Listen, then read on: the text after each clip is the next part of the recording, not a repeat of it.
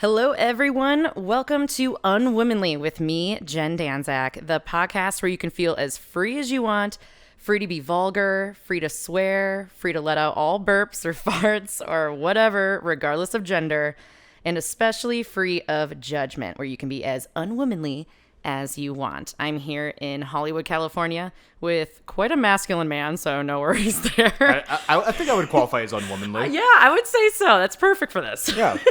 My good friend, Zack Hankins, a member of the band, The Relevant Elephants. I mean, come on. The best name ever. Thanks so much for being here with me, Zack. Yeah, of course. Happy to be here in my own home. Right? Can't go anywhere, man. But Zack and I have known each other for about 3.5 years now, I would say. We met working at a restaurant in downtown LA. Yep. Paying the bills while serving beers and sides of ranch to lots of kind of prissy people. LA's best. LA's best, absolutely. But I would say we bonded from the moment we met due to you being from Detroit. I'm from Cleveland. Yeah, the Midwestern connection for sure. Yeah. And I spent so much time in Michigan. That was practically my second home growing up. So, and of course, our love of music, especially Jimmy Eat World. Absolutely. Jim Adkins is a the genius. best. Yes. Come on, man. But when would you say your interest in music began?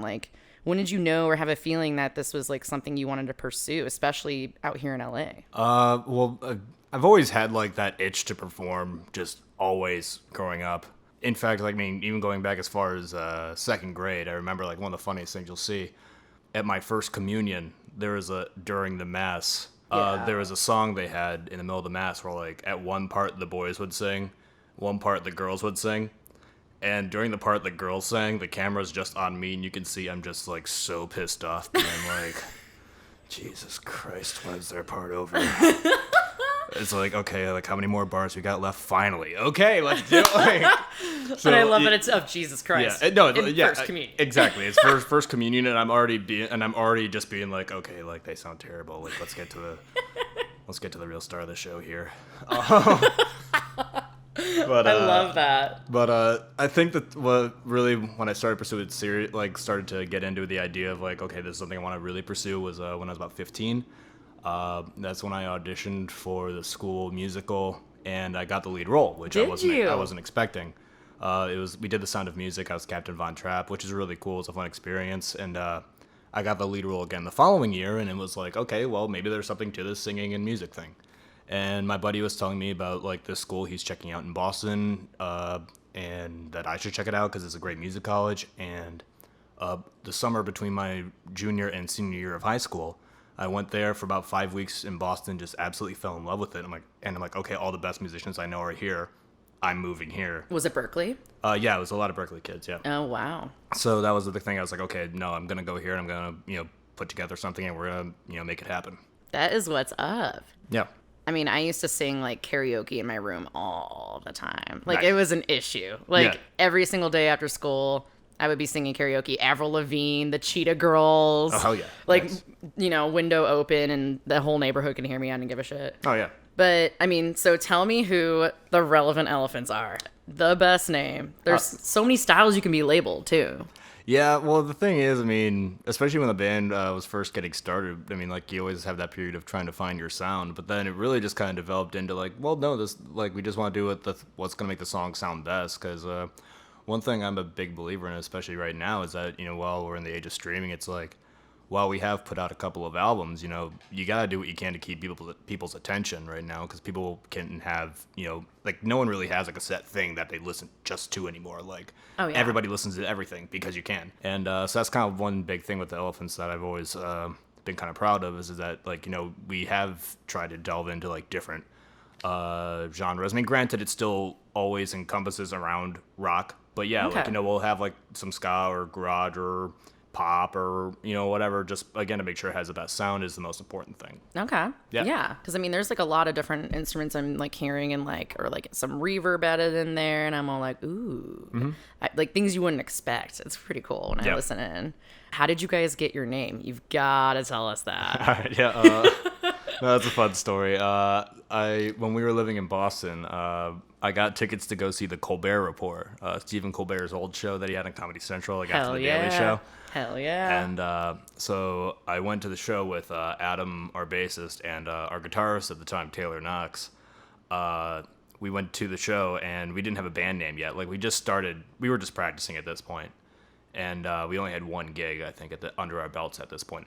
So before the show, Stephen Colbert does a Q&A with the audience, and he happened to call on me, and I just asked him, do you have any good ideas for a band name? And with zero hesitation, he just goes, The Relevant Elephants. Next question. Like, it was just like, it was eerie, like, how loaded he was, right? Like, he was so ready to go with it. Like, you could tell it was something he thought about, because, I mean, like, there's no way you could have thought of a name like that quick. Yeah, that is really impressive. So, oh my god. From that day on, we were the Relevant Elephants. So that was on November 6th, 2011. Oh my god. So it's been a while. That's awesome that it stuck. Yeah. And have you reached out to him since, like being like, hey, by the way? We've been trying to. The closest I've gotten is that a couple of the writers from the Colbert Report. Actually, and the funny thing is, it wasn't even me reaching out. I just happened to be sitting next to one of the writers of the Colbert Report on an airplane once. Get out. Yeah, and he was like, "Oh yeah, Steven like uses that name all the time." And I was like, "Oh, can you tell him?" Get out of here. Yeah, I mean, unfortunately, not much has come from that over the years, but still, it's like funny once in a while just to be like, okay, like let's get him involved, like let's speed this up now that we have a couple albums out, we can prove that we can play. That is so neat. Wow. I mean, have you guys ever actually played in New York, or would it always just be Boston back then? Oh, no, we've played quite a few cities. We played New York a handful of times because we had some friends that did some shows down there. And it's about a 4-hour drive from Boston, so it's kind of like the natural next step. If you're done doing New England, it's like you move on to New York. Okay. We also played Detroit, and we played Chicago, which is really fun. We played like right in the heart of Wrigleyville there. It was a great show. I love Wrigleyville. Oh, yeah, it was an absolute blast. We had a great crowd there. Our original drummer, Max Surrey, he was from the suburbs of Chicago. So he was able to get a good crowd out there, and like it was just really cool, like going to these other cities and having people know us, which is pretty awesome. Random question. So do you even have a drummer right now? Are you guys mostly just guitarists and vocals? Yeah, pretty much. Well, since we moved to Los Angeles, because when we moved to Los Angeles 4 years ago, Mac didn't make the trip with us. He moved back to Chicago, and he's currently drumming for a few projects in mostly metal and progressive rock acts. I believe the one he's working on right now is called Tanzan. But cool. Yeah, so when we came to LA, it was initially just Drew and I. Drew, after he replaced Taylor, after Taylor moved away after college. So Drew and I moved out here, and my old roommate in Boston happens to be from Whittier, which is East Los Angeles area. So I just called him up, and I was like, hey, do you think you can help us out for a while we get a drummer down? But the thing is, he was just such a natural fit that he ended up sticking with us for the last few years. His name's Tom Zamorano. He's done a great job. That is a sweet last name. Oh, yeah. So, yeah, no, it was really cool. It was really nice just having that, like, immediately when we got here. We were able to get a gig in, like, within 3 months of living here just because Tom was able to help pick us up where we left off.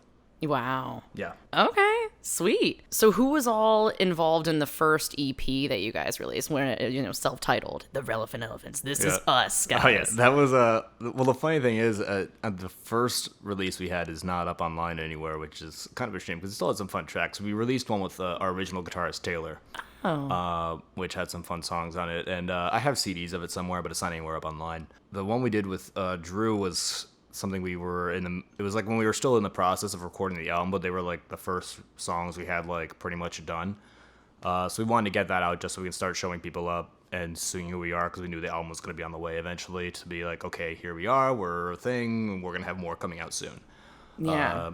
So that was like the main reason behind that first EP. The full album came out about, I think, a year later. So, wow. Yeah, it was definitely a cool experience. The first EP it did okay. We had a few people write up about us, which was cool. Although we actually had one pretty negative review, actually. I'll never forget, from this thing called Sound of Boston. But the thing is, like, I try not, like, it's a negative review. I don't really care about that because we have a bunch of other people who say they like us and whatever. So it's like, yeah, who knows? The only thing that was annoying was that they pigeonholed us just strictly as a ska band. Oh. And also a reggae band. So when they said reggae, I was like, okay, now I'm starting to have a few questions here. You know what? I don't know where you got reggae from. I totally got hints of reggae in this last Really? topic. Only in that one track, but it's literally, I was like, damn, this is a hint of reggae right now. It may have been the very end of Empty Sidewalks on our second album. But the fight with that EP, it's like... I think it was Empty Sidewalks. It probably was. I think it was. There's one part with a slight breakdown for a little bit. But the thing is, that first EP especially, it was like just pretty straightforward rock and roll the entire way through. So I was like, okay, whatever. Like, I just gave it a pass. But yeah, so then after that, the thing is, that year in between was actually a total mess.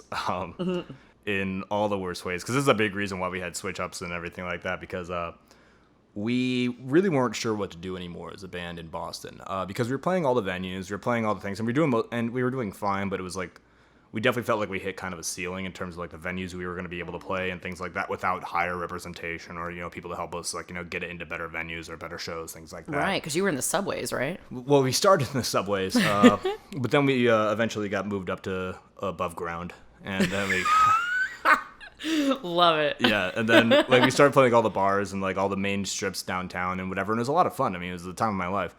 But we definitely felt we could hit a ceiling, and we came across this DJ over in Australia who was actually playing our stuff on his independent station over there. So it wasn't anything huge, but it's still definitely interesting because we had random Australians now being like, "Oh, we just heard you on Tune FM," and I'm like, "Oh, okay." You look sweet. Yeah, well, so the thing is, like, he was telling us, like, yeah, I can get you, like, I can get you in touch with a booking agent, PR people, whatever. Like, let's give this a shot. So we basically, through that period, we're trying to finish the album, and to save money, we were like, okay, so we're, after the lease is up, like, we're just gonna chill at our homes and like just work and save as much money as we can to save up for this possible tour of Australia. We even had a Kickstarter for it, which was unfortunate because we fulfilled the Kickstarter. And then at like at the stroke of midnight, basically, what happened is turns out that there was still like a lot of verbal agreements and things like that. Like nothing was set enough to be like, oh yeah, no, we can totally do this. It was like, wait, you just verbally said like, yeah, the relevant office, and like, no, we can't go literally as far away from Boston as humanly possible. Right. For something that we're not even sure of. That's absolutely insane. Uh-oh. Yeah. So that basically that was just a total like death blow to the point where it was like we were just like, okay, fuck it, let's just finish the album just so we can say we did something as a band and we'll move on with our lives. Like, damn. And that's basically what happened. Like that's a big reason why, like that's what why Mac is in Chicago, and that's why Adam was in Pittsburgh at the time, and Drew and I were just like, okay, fine, we're just gonna finish the album just to say we did something. Mm-hmm. Then about a week, we released the album in April 2016. The first week, not a whole lot happened. Like, some people bought it, which is cool, whatever. And then there was a Reddit post on Reddit that it was just like a question. It was like, what's something you're really proud of? So I just left a comment. I'd be like, well, my band put out this album last week. It's the first one we did. I'm really proud of it, whatever. And then it just took off. Oh, wow. Like crazy. And the funny thing is, I didn't know it until like hours later in the day because I posted that comment. I turned my phone off and I went to go work a double shift at my job because I was serving tables at the time. God, doubles. Fuck. I know, right? So the thing is, while I'm working and like just bummed out because it seems like the band is done, the album's done, whatever. It turns out like people were buying my album all around the globe for like $30, $40, $50. Like, because on the site Bandcamp, you can pay whatever you want for the album. Okay. So people were like, dude, like, I'm from Austria. I just listened to your album. You guys are the best. Like, here's like $50. And I'm like, what are you? And the thing is, my phone basically exploded. We made more, like we actually like made all of our money back basically that we put into the album. Wow, just from one comment. Yeah, within a couple of weeks, to the point where like, oh shit, we better keep doing this then. Yeah. Because like I said, we were basically done. We were all ready to move on. Then it was like, oh, okay, all right. Well, I guess we are a good band. Right. So that's kind of what prompted the move to LA, because Drew was eyeballing it anyways, and I was kind of like, well, let's at least see where this goes. Right. So like I said, that's what led us to moving out here. Is thankfully from that. Wow. I know it's been a crazy thing because, like you said, we started in the subways. Yeah. And had the weirdest time down there. But it was a blast. I mean, like, and then we actually got picked up. Just some guy who was a cook at a bar. He's like, oh, you know, we need bands on Wednesdays. You know, if you guys could put something together, we'd love to have you. And then it was almost like a movie thing, being like the Friday night band called out. Can you guys get here tonight? And I was like, yeah, totally. Oh my God. Yeah. You're like, I'm already tipsy off 3 beers, but let's do like, this. No, totally got this.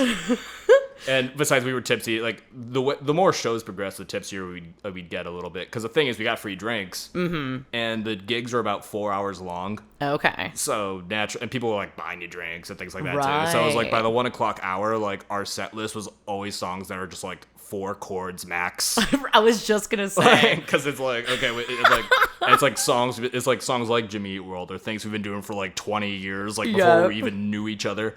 Just because it's like we need to make sure like things that we can do even like blackout drunk that we can that we know we can nail. Right, because I've noticed even in myself, the more I drink, the worse I get, whether it's karaoke or whatever. So it's like, I can only imagine how people go on stage and actually nail it when they're hammered. I'm like, well, no, what? that was the thing. Is like, it was just songs that we practiced forever. Like, even like, you know, before we knew each other, whatever, just because that's what we had to do. Because also, like, you know, if people are buying you shots or drinks or whatever, it's like, you don't want to, like, you know what, like, why don't I be a dick about it? So I guess I'll take another shot. Right.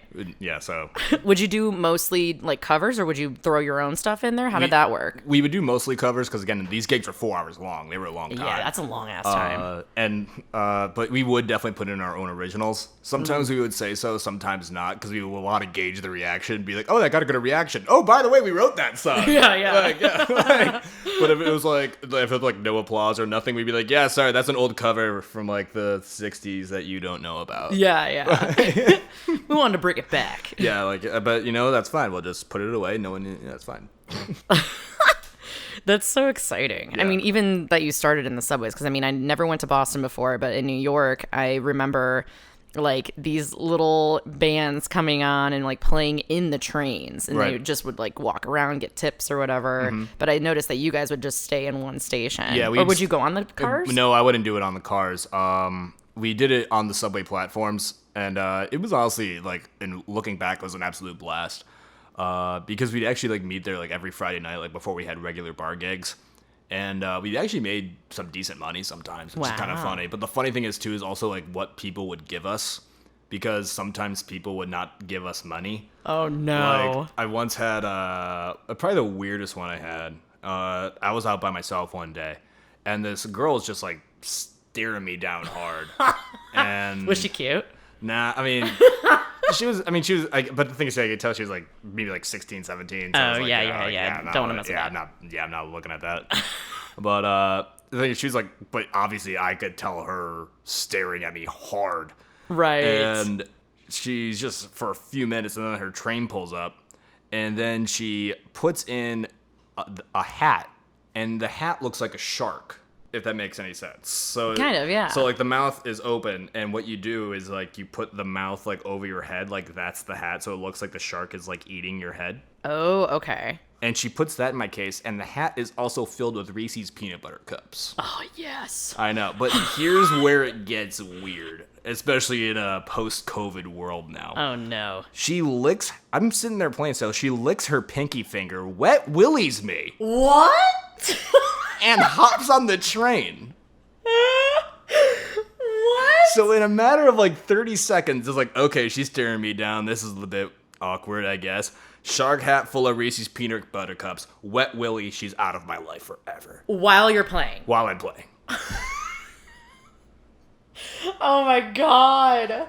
Which I think is a testament to my showmanship, if anything, that I still played through it. Oh, yeah, absolutely. I hope she comes here and sees you playing, like, wherever, Hollywood Bowl or whatever. Oh, yeah. I always wonder, like, what if one of those album purchases was her?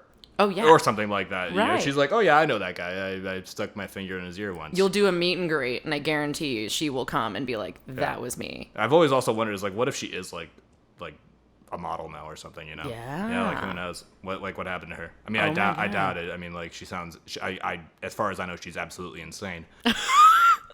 But did you eat the Reese's peanut butter cups? That's Yeah. the, that's Well, the yeah. main I, question. I was 20 and broke. I ate any food that was given to me, and I got a lot of food from people. People like I remember there was people left me Popeye's fried chicken. Oh my god. Uh, I've never had that. Oh, it was the funniest freaking thing. Like, I didn't eat all of it because sometimes it was sketchy. Like, but the funniest one that happened to me, there was this Arabic woman who came up to me and she handed me a bag full of homemade food, and she was like, "Eat this," and I was like, "What?" She's like, "I want you to eat this," and I was like, "But I'm busy right now." She's like, "No, eat this." So she actually wouldn't leave until I stopped playing and ate some of the food. It was like rice and like some other like pita bread and some meat that she brought, whatever. And it was good. I love Middle Eastern food, but it was just like, this is really weird that you're making me eat this right now on a subway platform. Right. Next thing you know, you're going to be burping up a storm. I know. Being very unwomanly.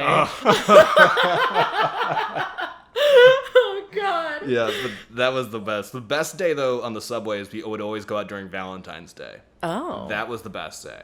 Oh, no. Because the thing is, like, you'd always have dudes, like, trying to do anything to impress their dates. Oh, yeah. So they'd be like, I just gave these guys $20. Like, are we gonna bang now? Yeah. Like, you can tell, like, that was the deal. Exactly. So you get a lot of that. So we'd always make the most money in that regard. But I did it, like, myself a few times out on Valentine's Day. And I remember my favorite one, I think it was 2012. I got, like I said, I made, like, $300. I got a box of chocolates, cards, phone numbers, and condoms. Wow. All dropped in my guitar case. And I'm like, okay, so I have basically everything I need for a dope-ass Valentine's Day, right? Exactly. Yeah. $300? How long do you think you were out there for that? Oh, I was out for probably at least 6-7 hours. Wow. Yeah, so, but yeah, like that was like always like the most fun part of the experience when you're like busking and like, you know, on the subways or in the parks or whatever, is that just like the random stuff people would give you would be so freaking funny sometimes. I actually still keep quite a lot of it because they're fun little keep. I still have the shark hat. Do you really? Yeah, it's here right now. I'll show you afterwards. Oh my god, dude. That Yeah. is so fantastic. Gotta love Boston, dude. Mm-hmm. I'm curious if you did that here, what would happen? Have you ever tried playing here? Or you're just like, you know what? There's way too many venues, not even gonna fuck with it. There's that. Yeah, there's a lot of venues with it also because it's like, I don't know where I'd really want to do it because Venice Beach is already pretty packed with a lot of people like that. That is very true. And also I didn't want to do Hollywood Boulevard because frankly, I don't really care for main Hollywood that much. And you get regardless. like the Chewbacca and like Right, like everyone- I don't need to get in fights with Elmo or Chewbacca or nothing. Seriously? I'm almost 30. I'm getting too old for that shit. Right, you right, know? exactly, exactly. That is hilarious. I mean, the Hollywood Highland station's kind of nice. Yeah, But that's like, but if they even allow you to do it, Right. would they kick you out? You know? I'm not sure. Yeah, again, I'm not entirely sure what the permit situation is here because Yeah. at that point I was like, I'm a little over busking. It was a lot of fun, Yeah. but I don't think I'll do it again. Oh, It's something to do like when you get started, like between Yeah. like 18, when you're in college or whatever, you know. like that's some Ed Sheeran shit. Exactly. Yeah. Yeah. Okay, so you released Paper Walls, what, 2016? Yep.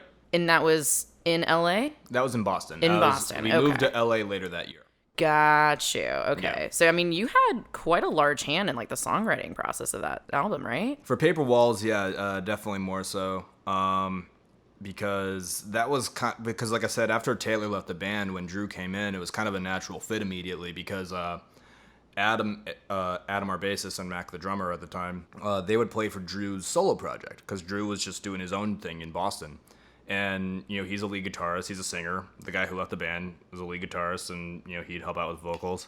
So it was kind of like, okay, let's just combine the bands. Yeah. So, Paper Walls, that's kind of how it worked out. It was like a combination of my songs and Drew's songs. The one song that was like a true 50-50 down the middle, which is still probably my personal favorite, is Rock and Roll Band. Okay. That was like the first one, like Drew and I like really like that the two of us hammered out together. Like, and I'm very proud of that one. I think that is like, if you're gonna listen to our band, Rock and Roll Band is the way to go. Well, then let's fucking play it. Yeah. I just want to hear this shit.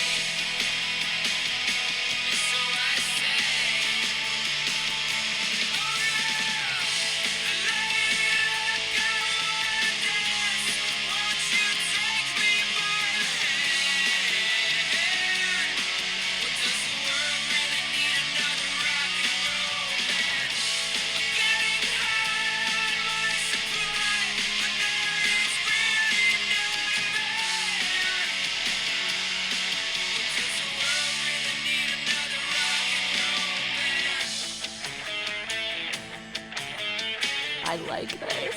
Okay.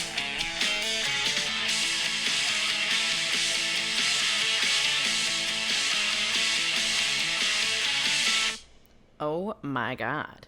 Thanks. Bro. Yeah, right? That was quintessential Relevant Elephants. Yeah, no, like I said, like that's why that's like I've had to because it shows everybody off at their best, I feel. Because I mean, Drew came in with that guitar riff, and it's a great hook. It's a great guitar riff. Great. His vocals sound great, and it features both of us. Like I think at our vocally our best. Right. Like and the bass is bouncy. It's melodic. I mean, you have that breakdown at the end where it's just the drums and the bass going off, and he uses the bass almost like a lead instrument at that point. Yeah. And then Max drumming on there, like he just does an amazing job with different fills to keep people interested. And I think that's why I always go with that one, because everybody just shines at their best throughout the entire song. And it's a fantastic song lyrically too, because it's like, how many fucking rock and roll bands are there out there? Why should you even bother listening to another one? Right. But this is why. Yeah. Well, no, that's the thing about the song that I also love too, is that it's basically like our weird rallying cry. Like, we know what we're doing is ridiculous, and the chance of success is next to zero. Like, it's impossible. And especially in 2016 already, it was like, at that point, rock was already declared dead for 10 years by that point. So it's like, we know what we're doing is ridiculous, but, like, we're going to go for it, like, it's what we do. It's what we do best. And, like, what else are we going to do? So, and it's fun as hell. Yeah. Why not? That's the main thing is, like, we also, that's the main thing I always stress with the band, too, is that it's like, I always want to make sure we're having fun with it. It's like, and even if the song is more serious like that, where it's like, well, we're going to, probably be unsuccessful and broke and stupid, but we're going to have a good time. Right. That's all that matters. I mean, even in Up in the Air, I listened to that one. You were brilliant on that one. Oh, thank you. I can really relate to the entire thing. Thank you. And that was also like 2016 you wrote that? No, I wrote, funny thing is, that was a song that came along so slowly. I wrote that progression before I even moved to Boston. Wow. So we're talking like 2008, 2009, I had that progression ready to go. And for some reason, I just couldn't find anything I was happy with in terms of melody, in terms of lyrics. And it was just one of those days where it just all kind of came to me at once. And I remember I had it done at like 2 a.m. or something like that. And then once I had it done, I was like messaging everybody, being like, guys, listen to this. Yeah. So on MySpace. Yeah, exactly. I was like, I think this is going to be a really big hit on Friendster. Oh my God. This is still going to be my next profile song. Oh my God. With my top 8. Mm-hmm. Make sure Tom from MySpace is top 8. I wonder what he's up to these days. But just chilling. Right? He's got his money, honey. Yeah, laughing at everybody and counting his money. Yeah. But it's just like, you literally say, like, I can't help but think that by now I should have had things together. Yep. Totally true for me right now. Feels like forever I've been trying to grow up. Same. Mm. And I can't but think of what people think when they see me. Yep. Mm-hmm. Do you see a kid or functioning member of society? True. Just because you turn 18, does that mean you're an adult? Yeah. Oh, no, I wrote this, these lyrics I had done when I was, probably around 23, 24, okay. Which, by the way, I feel is already, it's like, if you don't have your shit together by 23, 24, obviously you're fine. But I didn't know that at the time. Right. Oh, yeah. We always are. I mean, especially in the Midwest where we're from, people already have 2 kids. They've got kids. They're on their second marriages. They have a house. I know. And we're over here like, I think I can afford a studio apartment. I just lost roommates, and I'm turning 30 this year. Yep. Like, okay, I'm a bartender. I'm a server. Like, right.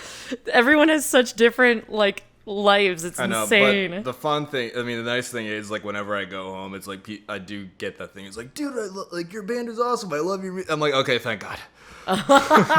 Okay, so that's not a failure. That's the most relieving thing to me. Is when I got last time I went home, my buddy Kevin, he put his arms, he's like, dude, I love your album. And I'm in his 4-bedroom home. Oh my God. In the suburbs. And I'm like, wait, You're the one who thinks I'm doing good? Right.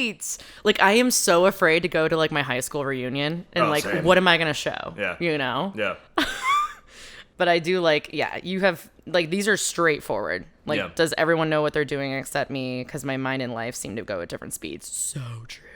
Every single time, every single phrase, every single line, I was like, oh my God, that's me. Yeah.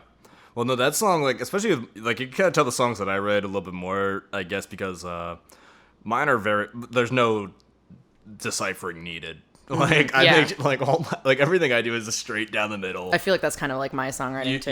You know what you're getting. Like there's no questioning what the song's about. There's no deeper. Like I mean, I try to have it have a meaning, but there's like there's no ulterior meaning. I guess is what I'm going for. It's like whatever. Like it's exactly what you think it is. Sorry, that was a good one. I had to get that one Jen, out. that was so unwomanly. It was the first one. My God. Why did it take so long? That was so unwomanly. I don't know why I sound like oh my God, like the angry billionaire in like every 90s. I'm never most unwomanly. Fuck. They're all pissed off. This is highly unorthodox. But yeah, dude, Up in the Air, brilliant. Yeah. Like, keep that shit up. Well, the thing is too, we use that as an album closer because the thing is that another thing that bugs me about, especially some songwriters that I know, I'm not gonna name names, of course, because it's more people that I know personally and not like pop stars and stuff. Well, actually, okay. It qualifies for people like also in that realm as well. I just hate when they act like they have the answers. Ugh. Like, because I don't think that's a great way to get people to relate to you. No, because nobody has all the answers. That's impossible. Right. So it's called art. Right. So that's why Up in the Air is like, that's why like I like that's it's like, hey, I hope you enjoyed listening to this, like, and we provided some relief or you connected in whatever way you could, because that's what I want our music to do. I hope you had a good time listening to it. I don't have all the answers. You don't either. That's fine. Right. Hope you enjoyed the last half hour. No, I love Ralph and Elephants because I feel like I can like clean to that. Like it gets me energized. Yeah. Even the ones that are like slower, like, you know, your newest album, like Rerun, slower, but fucking still like, I just want to listen to this and cry while swiffering the fuck out of swiffering my apartment. That's such a good description of that song. We'll get to that fucking song. That's for sure. That's a great one. Oh my God. But I mean, okay, so you dropped your latest album in April in the midst of a global fucking pandemic. Yep. Major Plastic Sabotage. Dude, where did that name come from? It's not even like a titled track or anything. Nope. That came from when we first moved to LA.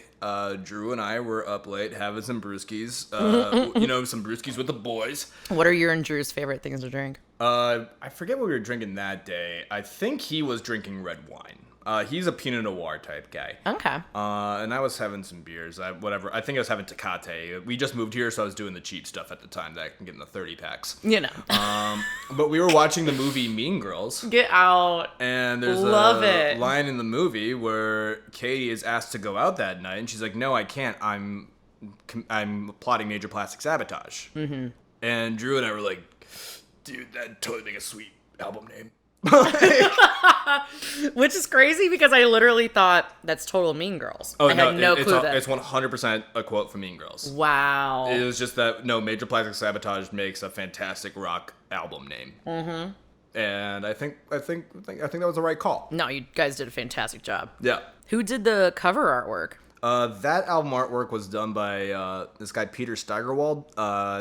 That's a sweet name too. Oh yeah, I know. He's a great guy, great name, great artist. I know him because he's a comic book artist that I've known for a while. Connected through I met him through my uncle, and he had the free time and he put together the album art for us. We had an idea for it. We had a few things getting worked out, but the idea was just like us being like kind of taking the Welcome to LA type pose, like with the band.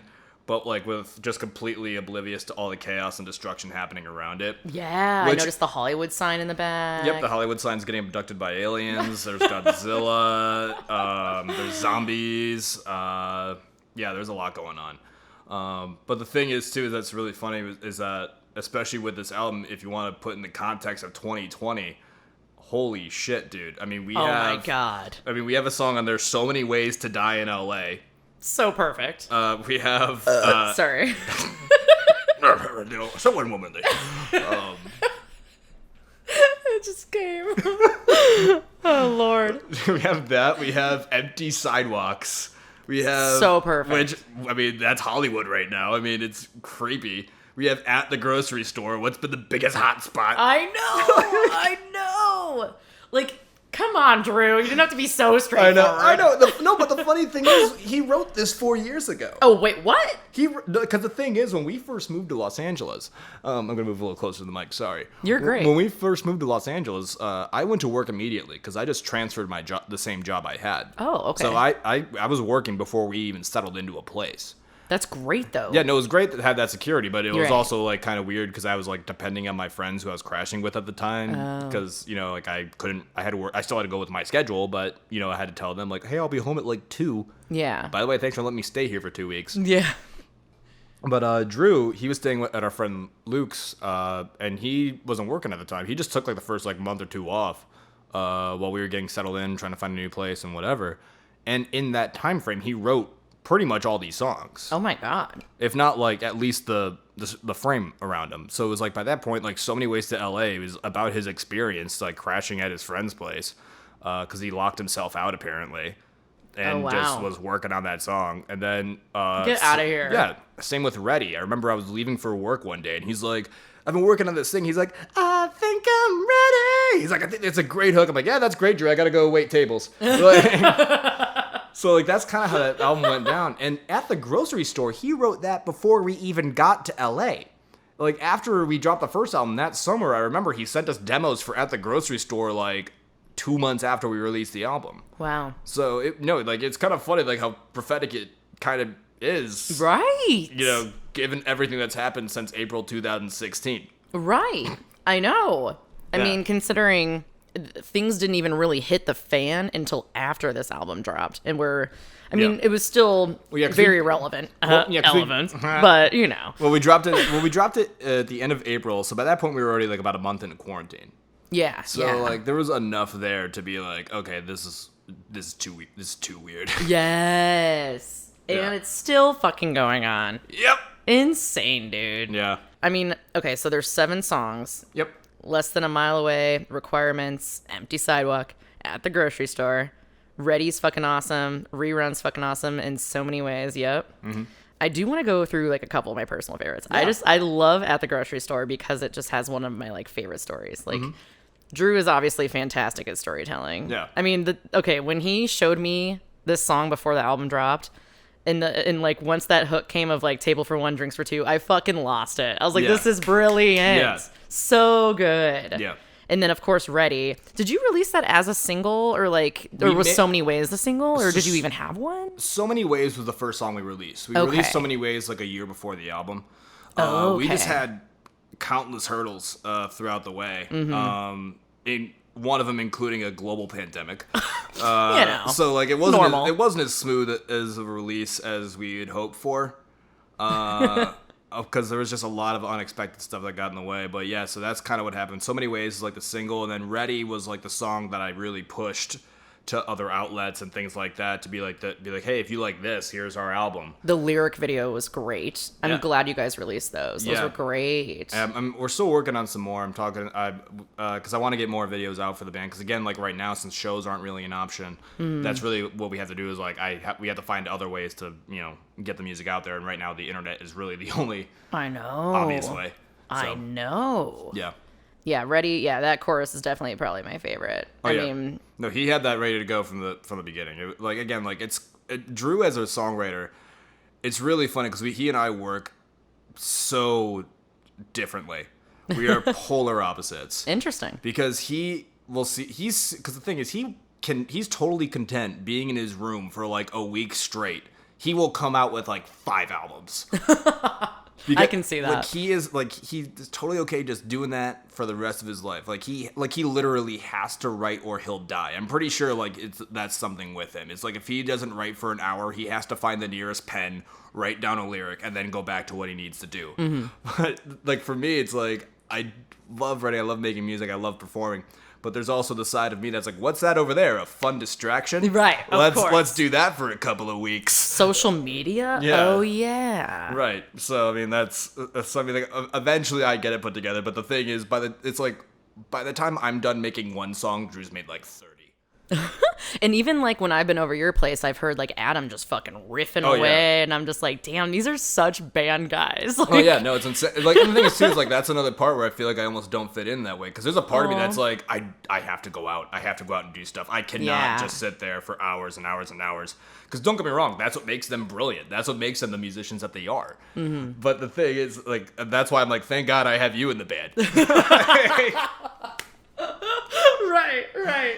Because I mean, I'm still telling it. Like the reason people know about the band, a lot of it. I mean, I want to take all the credit, but I mean, much of the credit I feel does belong to me in that regard of people knowing about the band. But in terms of what makes the band what it is, that almost goes entirely to Drew and Adam. Right. Their musicianship is really what carries us because they back up my talk basically. Oh, okay. Yeah. I mean, it's got to be equal in ways, but everyone has their own. Someone's got to do major- it. Yeah. We all have our roles. If you've got the marketing, Right. sweet. Yeah. They'll have other aspects of it. That's Exactly. fucking brilliant. Yeah. But yeah, Rerun. This is like I would say it's the only song on the album with you as like the centerpiece, right? Yeah.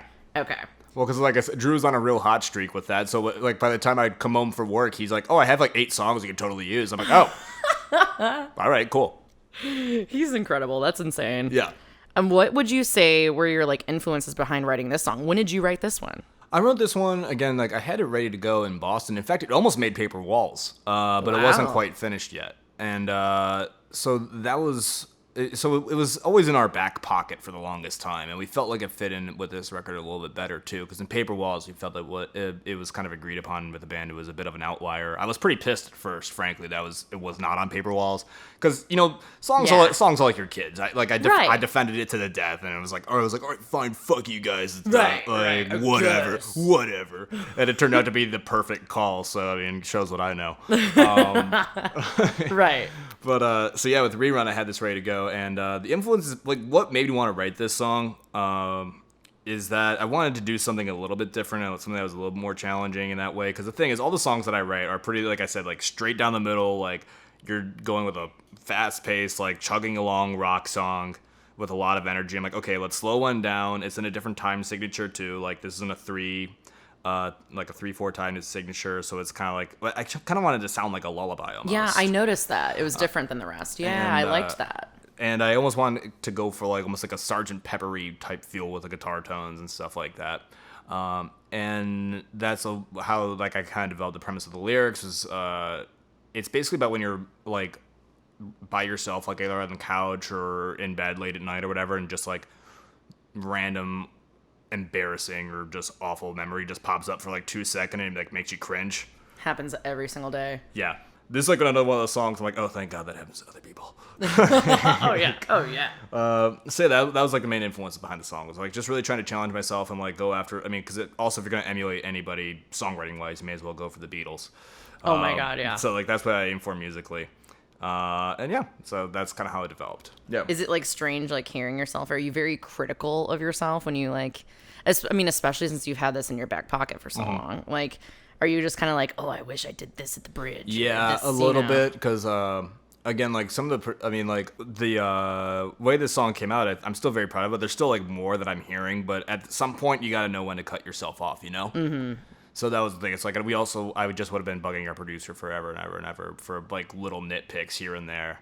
Drew does the same thing with his songs, where it's just like he hears something and I'll be like, no, it's fine, you idiot.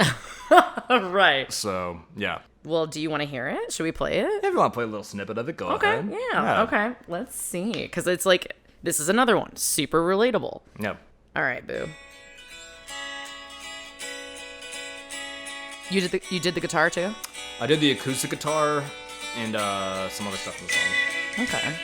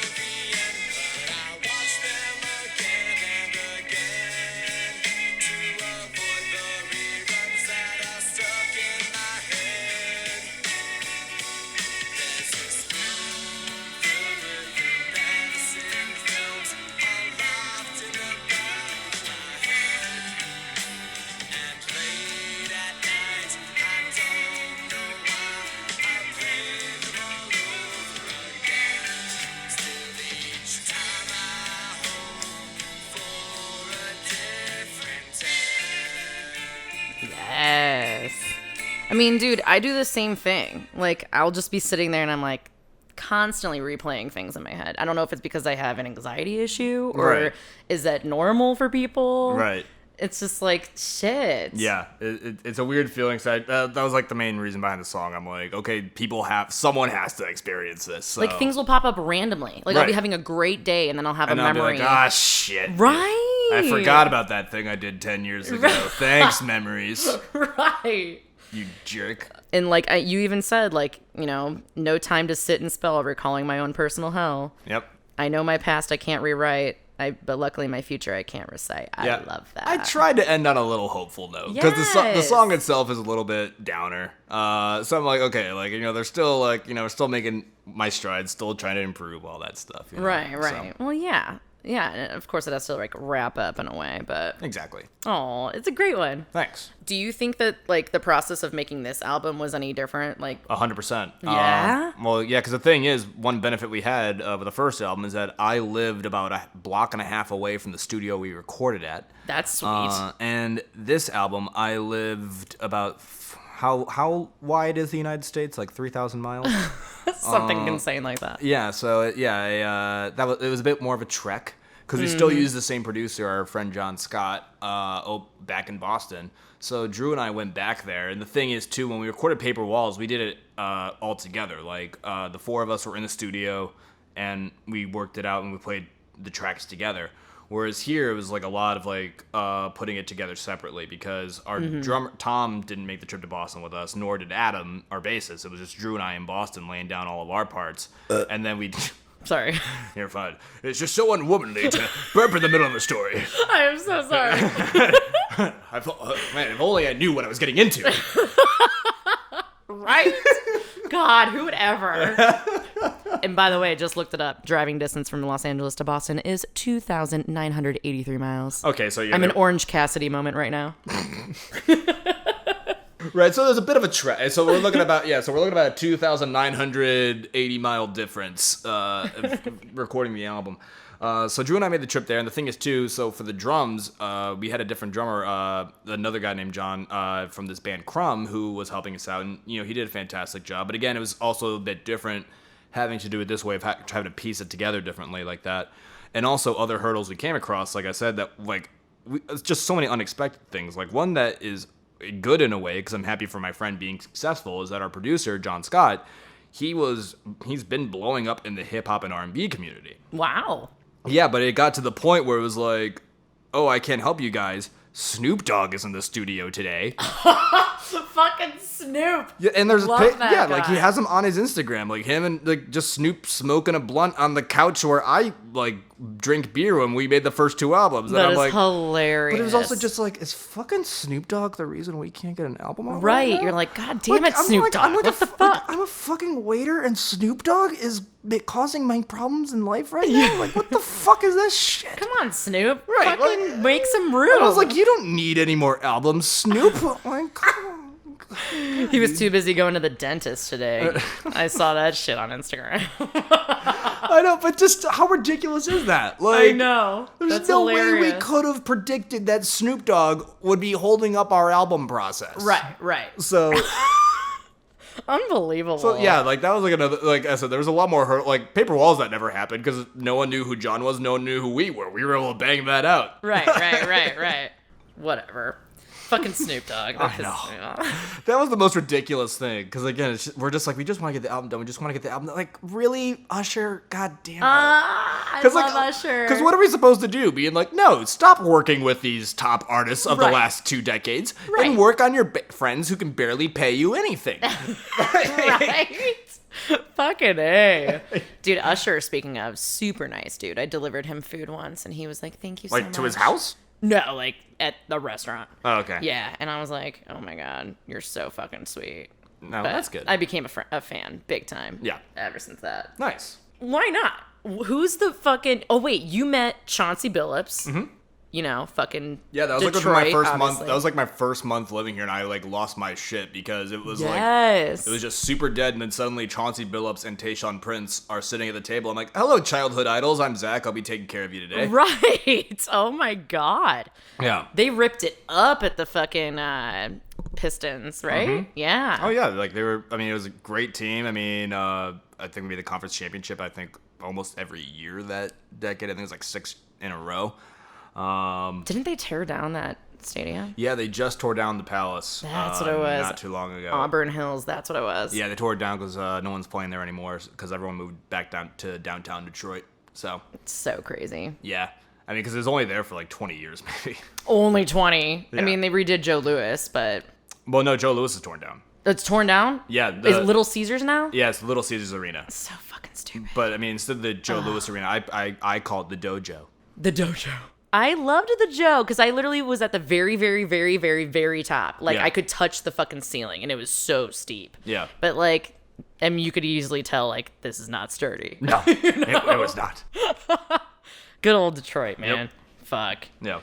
So I guess, like, what do you expect from the Relevant Elephants? There was a time where you literally didn't think you would even have a first album come out. And Right. now you have 2 and a pandemic. No, that's the funny thing. It's like every time, like it's like we need a total catastrophe to happen. Right. Every time we put out an album, it's to the point. I'm wondering if I'm the reason why everything's because like 2016 was the first year where everyone was like, "This year's the fucking worst. Right. It's never gonna get any better." I'm like, "Well, I enjoyed this year," and then 2020 comes around. We put out another album. There's a pandemic. Right, and right. everyone's gonna die. Yeah. And I'm like, okay, but what did you think of the album, though? Right. Let's focus on what's important, you know? Did you like it? Like, what's your favorite track? Fucking Snoop. Yeah, but so that was the funniest thing to me. It was just, I mean, it's not funny because obviously we're really, everyone's really going through a shit ton of stuff right now. I know. But yes, I'm not really sure what to expect right now. But again, I wasn't sure what to expect from the first album because again, I thought we were done, and then that led to me moving to LA. Right. And now I'm here, and the thing is, like, obviously shows, I have no idea what's going to happen with shows ever again.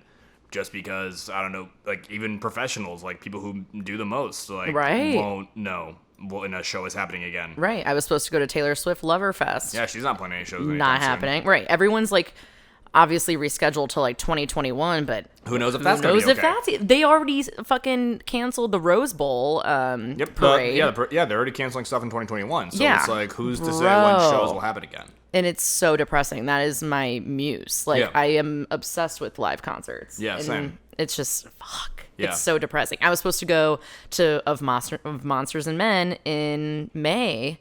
So excited for that. Yeah. Nope, never happened. Oh, for me, I was gonna say it seemed like everyone had like it's just one thing that's crazy too is it seemed like everyone had like these amazing plans ready to go like right before everything went down. Yep. Like in fact, I was the day everything went to shit. Like the day it was like, hey, the NBA's done and NHL's done. I found that out a little bit later that day because I was at an open mic night for comedy. Because I don't know if you remember, I've been doing stand-up a little bit. I've just been doing I that saw for like the last 6-7 that. months. I need to see you do that. But Possibly, the thing is, I had if you can. Exactly. But I just had a killer set like for like 7 minutes, and the guy who hosted it, he's like, "Dude, that was great." He's like, "Do you think you can do a set at the Comedy Store in a couple of weeks?" I'm like, "What?" I was like, "Holy shit, yeah, I'll figure it out." Of The Comedy course Store? we'll Are you fucking kidding me? Right. And then I was like, at such a high, and then I went to the bar to meet my friends, like, after that open mic, and it's like, everything's closed. And I'm like, okay, well, there goes. We have to be out by 10 p.m. Like, Right, yeah. damn it. This is like my 5th burp to your none. I don't know what's going on. I don't know, man. The margaritas aren't making me burp. What beer are you even drinking right now?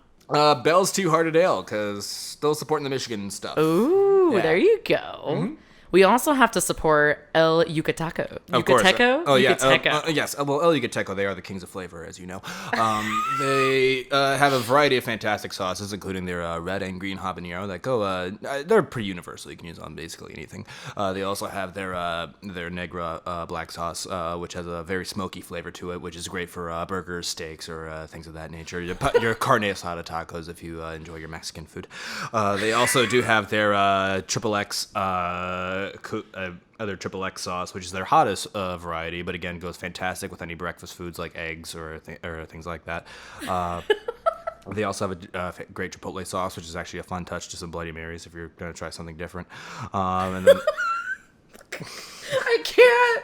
I fucking can't establish 1968 according to his t-shirt. Oh, yeah, I'm actually wearing their clothes right now. They said pretty much my entire wardrobe is sent to me by a hot sauce company right now. And they are literally the biggest Relevant Elephant fans. Oh, they're hands down. They sent us custom guitar picks. They send us stickers. They send us koozies. They sent us all this stuff to give away at all of our shows. And it's just the funniest freaking thing to me because it's like I have no idea what we have to do with a Mexican hot sauce company. But it's LA, man. That's LA, baby. That's Hollywood. That's Hollywood for you right Are there. they even like? No, yeah. They're in Mexico. They're straight up Mexico. Yeah, Okay, they're in Mexico. In the U.S. they have like an office like in Arkansas or something. Like they're nowhere near. Oh my God. Yeah, not only that, they sent us a Christmas card once. No, they did not. They sent us a card, and they sent us just a card just to be like, hey, we appreciate you. I haven't even gotten one of those from, like, my parents. Right. Not that so I've need one, but the cute. fact that I have a hot sauce company be like, thank you so much, we love working with you. You guys are just the absolute best. I'm like, stop it. You can taco. That is so sweet. Oh, I yeah. remember you brought them to like work and you just showed everybody. You're like, if anyone wants to try this sauce, like, Yeah. it was adorable. Well, because they sent me like a dozen bottles at a time. That's amazing. Yeah. That is fucking, and I'm not even a huge hot sauce fan. Oh, yeah, no, it's the funniest freaking thing, dude. I mean, my God. Not only that, because the best part about being in a band is naturally the free shit you get. I mean, you got a free shark hat and got a Reese cups. Free shark hat, Reese's cups, like I said, condoms. I've gotten plenty of liquor from random strangers. My favorite, though, is I think the El Yucateco thing is my favorite because it's been, like, still active. But back in Boston, I actually, my first songwriting job that I got paid for led to me getting free burritos for the rest of my life. Oh my God. Yeah, there's a restaurant chain there called Boloco, and I used to, it was just like it's kind of like a Chipotle, basically. Okay. But the thing is that my buddy Jamie and I, back when I was 18, we were just playing guitars on the street corner, and there was a huge line outside Boloco because it was free burrito day or something. Mm-hmm. And this girl, she's like, oh, you should play a song, like make something up about Boloco, whatever. And we just bullshitted a song. I remember it was like partially Stairway to Heaven and like War Pigs like combined. And I just made up some lyrics off the top of my head about burritos. Oh my And God. I know, it was the dumbest thing in the world. And she goes, oh, that was actually really cute. You know, I'm the marketing director at Boloco. And I was like, wait, what? Oh my God. She's like, you should write a song for us. Like, we'd love to like work something out with you guys. And we're like, let's see how we can use it. And we're like, okay, because we're 18 and aspiring musicians. We're like, dude, this is so easy. oh my God. But the funniest thing is, I just remember the songwriting if you want to talk about the song I've worked the hardest on, which is fucking ridiculous to say, it's this song about burritos. Because Really? Well, because again, how do you write? I can write a song about how I'm feeling, but writing a song about burritos? Folding up with the meat inside. That sounds like almost like an erotic novel. Not- the way you just read that. Sitting on the toilet for okay, fucking now 5 hours. That's less erotic now. Because initially you're like folding it up with the meat inside. It's just so cheesy. Smothered in hot sauce. Oh my God. Don't forget the sour cream, And then baby. sour cream all over it. And then you're on the toilet. It's like, then you lost. Dude, speaking of on the toilet, there was this one dude that was like making out with me while I was on the toilet. Really? And I was like, what?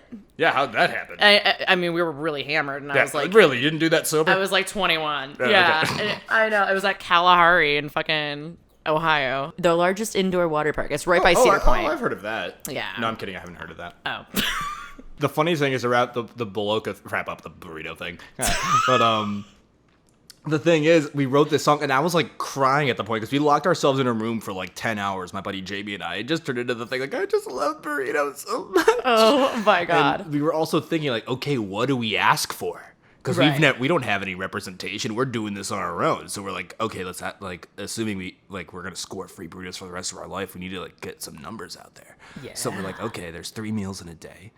Because they did breakfast, so there's 3. Ooh. Yeah, so there's 3 meals in a day. There's That's There's wonderful. 365 days in a year, counting for leap years. Multiply that by at least 10. Okay, we're looking at like 20,000 something burritos there. And then multiply that by 50. Okay, so we're gonna have to at least for a minimum of like 35,600 burritos. And then. Unbelievable. So it was like the dumbest. So the thing is, we walk in there and they're like, "Here's a card. We'll just give you burritos whenever you want." And we're like, "Okay, that's way easier." Because we were about to like go and slam the briefcase and be like, 30,000 burritos, or we walk. Yeah. Oh my God.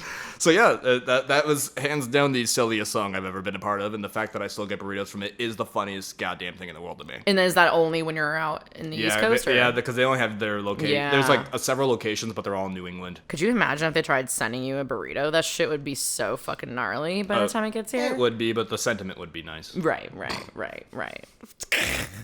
I like how we're talking about burritos, and I just had Chipotle today. Nice. I have a Chipotle issue. I mean, since I moved to LA, my burrito consumption has somehow increased, which I didn't think was possible because I had it all the time. Because when I got this deal, like I said, I was 18 and fucking broke. Right. So I was literally going there 3 times a day.